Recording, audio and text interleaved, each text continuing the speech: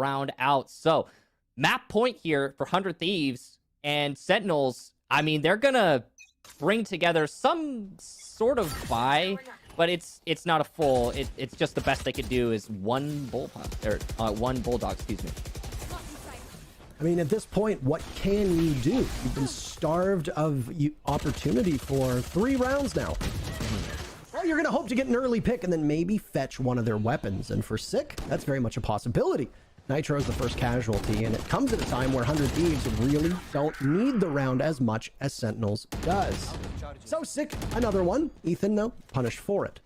A 3v4.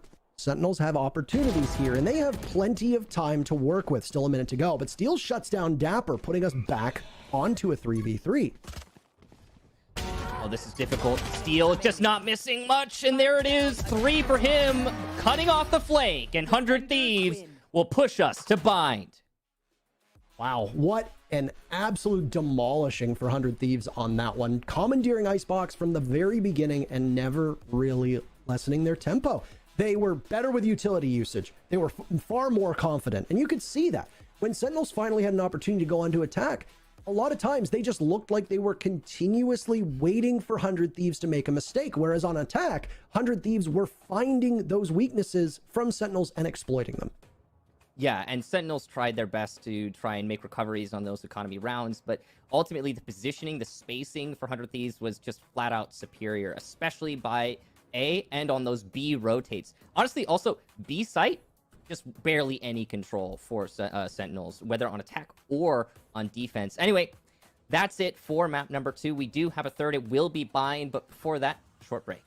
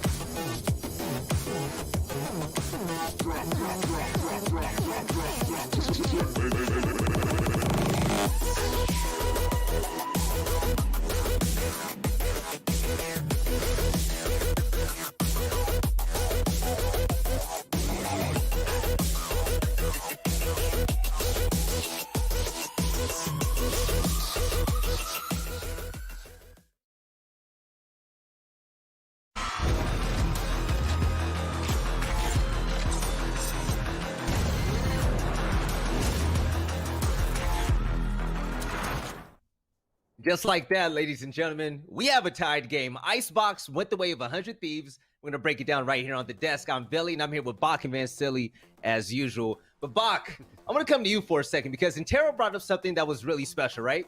He says that 100 Thieves, they took advantage of the Sentinel's weaknesses, and especially looking at the composition lineup and the lack of smokes, which was kind of a topic of discussion. Would you agree? Because 100 Thieves look like they dominated this map. So they do have a smoke, quote unquote, in that they have Viper. It's not the same as like the way that Brim or Omen play, where you get more of a distance. Obviously, you have to have the lineups and the throws. You do have that poisonous wall. You have poison orb, snake bite. You have some control, but it's just not the same. When you look at the composition from the other side, they had both. So you had Ethan playing Omen, and you had Nitro playing Viper, so you had the combination of those skill sets coming together, making site takes easier, and would have made retakes easier if we got to see more of them. But they were up by such an insane margin in the first half, we barely got to see Sentinels even play attack. Yeah, right. Van Silly, I mean, would you agree? Looking at the lineup, even from Sentinels, I mean, no Cypher, no Killjoy, and they don't have any long-lasting smokes, and you really can't count Vipers as a real smoke, so to say. Yeah, I mean, at least having the Viper and what they're trying to do between Zoms and Sick, it looked pretty good on Pistol Round, for example, because they're utilizing a wall where it blocks off a whole area on B, where you actually can't even get in there to try to get a plant down, so you have to actually push towards the extremity and fight towards a long hallway where Zoms was able to get a couple of kills with the frenzies. But later on, not having that Sentinel, right? Not having information on Kitchen, not having information with a Killjoy or a Cypher, it was actually taken advantage of by 100 Thieves. There was maybe a round where they pushed together to take control of it and even push all the way towards B. There was some lurks going around on that B side too that did allow players where, for example, Tenz, as we know how good he is on Arena right now, didn't have a chance to shine because he was stuck on a lot of these rotations, and also not having information for Sentinels on the retakes made it a lot more difficult for them to try to get some rounds on the defender side. It felt like they were leaning on Zoms really heavily on the Sentinel side, though. Like, yeah, sure, his Viper utility was good, but there was just like, that was what they were relying on. And even just looking at the scores, it was really interesting seeing Zoms at the top of the scoreboard, no disrespect. But typically, we've talked about it all tournament long, all VCT long. It's that Sick Tenz combo, the 1-2 punch. Both of them actually struggling to perform. It just didn't feel like Sentinels really had much of a chance. And now they moved to bind, Van Silly. Like, that's scary. I was just about to bring that up. So just a moment. Give me this. 100 Thieves, excuse me. They're 2-0 on bind from what we saw in the qualifiers to get here at this point. And looking at their record versus what Sentinels have, Van Silly, this match, I mean, 100 Thieves, your final thoughts. Do you feel like this is it for them? This is a match where I'm actually happy to just sit behind and figure out what's going to happen, because as this is a map as an insta-ban for Sentinels, I want to know if they bring in something new. And as we see a lot of new things coming out for 100 Thieves, most recently in this NA qualifier, there could be something new coming out of this matchup too. So anything that I could try to analyze or theorycraft going to this matchup, I'm throwing it out the window, because I'm expecting some agent picks that's unorthodox for these two teams. Bach, are you expecting anything at all before we send it away to the game? I think that 100 Thieves is probably positioned better to win this series than Sentinels. It's just not a map that they've been playing more recently. They've been trying to get it out of play. If they're not banning it, their opposition is. I don't think this will bode well for Sentinels fans. All right, ladies and gentlemen, this is it. You have your first strike champions facing off against the Master 1 champions. It's going to be 100 Thieves versus Sentinels on the tiebreaker map. So Kickstar and Intero, take it away. Thank you so very much yet again. No matter what, one streak will be broken after bind. Michael, it could be 10 wins in a row for 100 Thieves. It could be 7 wins in a row for Sentinels. We really don't have a lot of data on this map, as the analysts spoke about. But the good news for Sentinels fans is that they did end up winning this map against Cloud9 Blue just a couple days ago. So what do you think we should set our expectations for in this series? I think that the Astra on the side of Sentinels is going to be a very different lineup than what we see from 100 Thieves, because they've been bringing in Omen here pretty consistently. When they played against Envy, when they played against Ambox, they were bringing in Omen instead of the Astra. But I don't think that that's going to hinder 100 Thieves too much. Obviously, we've talked about this before. One of the big things for them is with their agents. Yeah, they're kind of rigid in what they select, but also they are well practiced in that rigidity. So I think that especially in that last map on Icebox, the agent selection seemed to work heavily in the favor of 100 Thieves. So maybe they just have the right formula for this. We'll see when we actually get to the agent selection. But expectations are, I think I shared with the analyst desk. I think I'm going to give a slight edge to 100 Thieves here. They just seem to be a little bit more well practiced on bind based on the limited information we have. The one thing that will be immediately evident between these two teams, unless Astra is played consistently, it's going to be a lot easier to see things on this map, because one of the characteristics of Icebox tends to be how much you want to obscure lines of sight, and oftentimes you need to go to that overhead view on our end in order to make sense of the madness.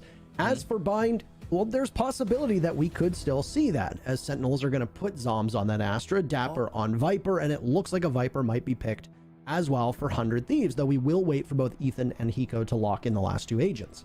Yeah, so that Viper pick is in through this series so far. So both teams sticking with their guns and going with the typical lineups in terms of agents. And we now have everyone locked in and ready to go into bind. So if you go back to Sentinels versus C9 Blue on this map, as a couple seconds away from seeing which of these teams will go on to play tomorrow, by the way. Both of them are only 2 single games, this game and then the next game, away from going to Iceland. So for fans of both of these teams, obviously fuel them with your energy. If you go back to Sentinels versus Cloud9 Blue on this map, it was a drubbing, in fact, for Cloud9 Blue. Sentinels looked mighty fine. They prevailed 13-4, and they did so by starting on defense and working wonders, taking the first half on defense 10-2. Now, if you actually look at this right now, it's 100 Thieves starting on defense. So will that change the pace as well? That's something to look at too, especially given the fact that by and large, Sentinels have been a very strong team on pistols and on eco rounds through this entire matchup. So, Hiko continuing to troll with the Viper hover there. We'll see if I wonder if they're ever actually if he's ever gonna lock that in for this map. I don't expect it, but it would be neat. So far, just some early poking going on by by Fountain, excuse me, and we've got one player to hold B long for 100 Thieves. That's Steel. He's peeking out for info. He doesn't even get tagged, and he calls the push already. It looks like it's going to come in quite fast. Hookah, though, not available. It's closed for renovations. Ethan puts up the ice wall and then backs away. He's got Steel to watch his back, as the lineup right now from Sentinels comes from over towards Garden. There you go. First kill comes from Tenz. He doesn't have the Sheriff in hand, but that's fine. He's got the Ghost. Sick finds one of his own. And Sentinel's entry to the site, well, it's working out in their favor. Spike will also go down. This is more akin to the tempo on attack that we saw from Sentinels on Haven. And if they want to keep this one close and possibly even win it, as there is some doubt from the analysts, they're going to need to emulate that speed on Haven. As for Tenz up in Hookah, well, there's a smoke in front of him. He'll have to fight his way out of that position. Sick at a pivotal spot. He's playing inside a garden. He's got the Astra right next to him of Zombs. Added insurance policy. A bait onto the spike. Great shot from Asuna as he now looks for more. Beautiful. Onto a second. Can't get a third. Dapper shuts him down. Tenz springs in and will immediately back away as the Sentinels swat 100 Thieves off of the spike and out of the sight. And they start off with yet another pistol win. So, this is reminding me already, and only one reminds me a lot of Haven, and here's why. Sentinels got that spike planted, and they played the post plant so far back. You can see it right here. Look at how much control they give to 100 Thieves, but it was the right call in the end, and the reason why is because of that omen. The smoke's coming out, the paranoia, all the retake potential that 100 Thieves have to try and punish the attackers who linger on the site didn't amount to much because it was used too early, because 100 Thieves expected more firm control on B site itself. But nope, Sentinels were playing far back, playing for a retake on their own planted spike. Aggressive play from Asuna, and he'll pick up one. Tenz with the leer to try and force out the fight for his favor. He'll win it, but he's traded out by Nitro. The aggression here from 100 Thieves is so far paying off, but Sick is going to try and punish. He'll be successful. Steel rees onto Zombs elsewhere. Spike down now, and it's just Dapper in a 1 versus 1 against Hiko. Weapon advantage and HP advantage. He can land the shots, and that's 3 for him in the round. Sentinels, they come close to losing their momentum, but Dapper will cling to it. Boy, oh boy. blink and you don't know what team is on attack there, as 100 Thieves decided to break free of the confines of defense and take up all the map control themselves and then push in towards the attacker spawn. Ultimately, though, I mean, you're going to be fighting from behind. You don't have the same kits to deal with Sentinels who are going to have a significant money advantage and a significant utility advantage over you as well. As for round number 3, well, at this point, your losing bonus has kicked in. 100 Thieves will now have some firepower. But just like we saw in Haven, if they don't prevail here, and things are already looking pretty grim for them as Steel dies very early on, Sentinels looking to take up control over towards B, but no showstopper. In fact, it's Ethan who stops it. The rest of the team is in for some fun, putting Hiko and Nitro having to retake, and they're going to be coming from their spawn. No spike down, not just yet. Nice shot from Tenz, and Nitro's position is given away too. He's going to run. Location revealed as it shows on your screen. A potential save for Nitro? We'll see. Spike needs to be planted. They fall off at the last second. Are they just having fun with it? That's the real question. Or they not know where Nitro is? Well, I mean, he's probably going to play for Eco, obviously. Just going to take his rifle, see if he can keep it, and also try and take out one or two. A little bit discouraged, but no. The way they're playing here, they're confident in these engagements, these straight-up just fights, head-to-head, and they're winning them.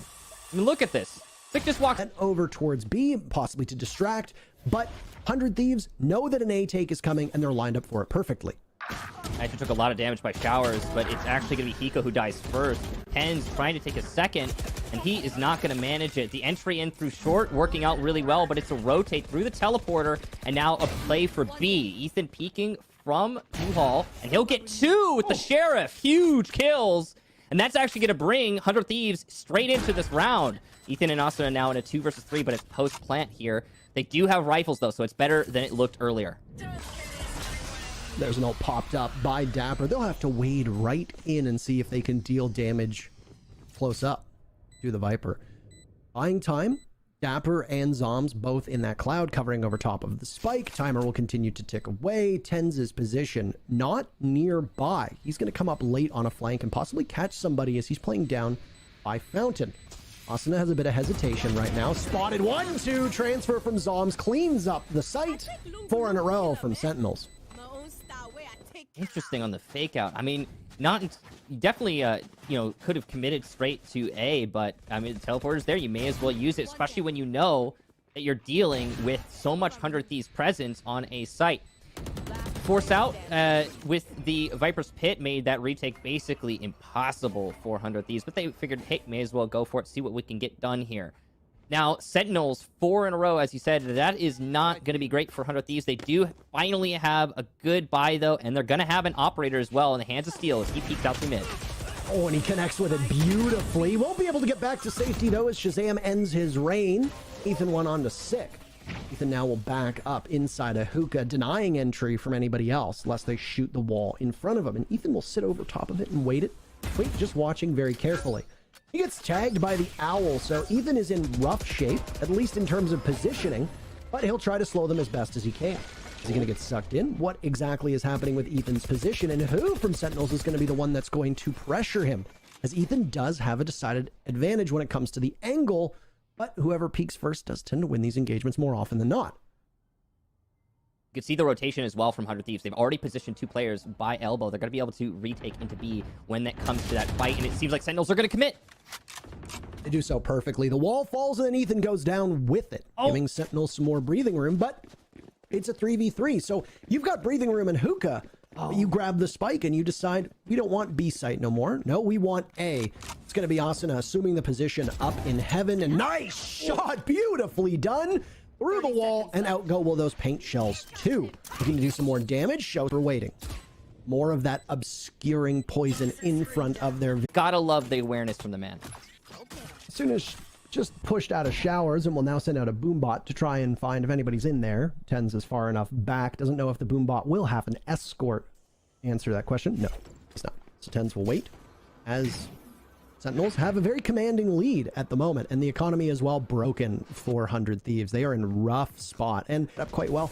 The problem is that you can be set up as best as you want, but if you are not able to just simply overpower your weapons or overpower your opponents based on the weapons you have, then you are going to be in rough shape. All the while, Sentinels liked an A take, but they've now lined up to go for B. Yeah, this is going to be, I think, an easy commit because there's only 2 players here for 100 Thieves. Now, again, their economy pretty busted right now, so no matter what.